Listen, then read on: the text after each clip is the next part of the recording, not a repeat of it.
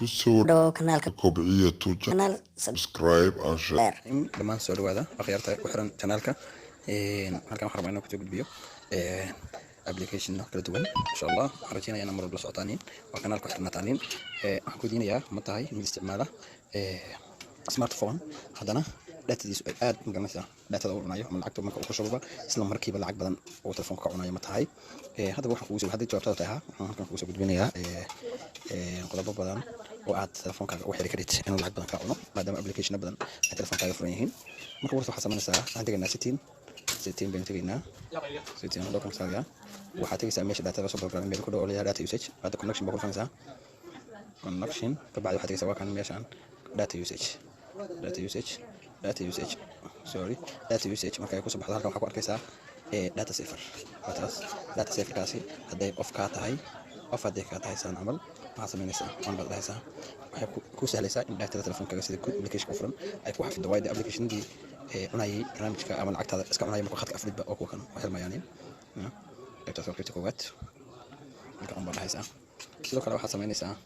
Facebook oo kale marka aad gashid isna wuxuu kamid yahay waxyaabaha ugu isticmaalka badan telefoonka markaan isticmaalno Facebook YouTube WhatsApp marka Facebook oo kale waad gelaysaa isagana waxaad samaynaysaa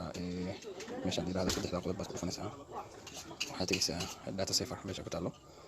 data saver waradana waxay gelaysaa setting and bearish ku dhufanaysaa waxaad tegaysaa data saver waa kan hadaan on bay tahay hadii maxaa laga markaa ka gashid inay saan oo kale ku tahay baa dhacda on baad galaysaa on kan labadaba on halkaasna waa Facebook sidoo kale waxaad gelaysaa messengerka oo kale isna waxyaabaha ugu isticmaalka badan isticmaalka kamid yahay messengerka markaad soo gashid waxaad samaynaysaa meeshaas kadibna ay ugu sareysaa profilkaaga chat ku qorantay baad gelaysaa waxaad tegaysaa iyadana data saver meel ku qorantay baad baaraysaa data saver watan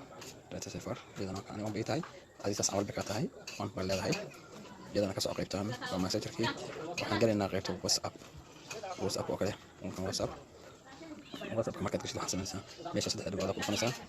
setting baad leedahay waxaad tegaysaa data and storage usage baad ku dhufanaysaa meesha ugu hooseysa low data usage on baad ka dhigaysaa iyadana waa qaybta WhatsAppka waad ka noqonaysaa dhinacaasaan كوبعية channel سبسكرايب and share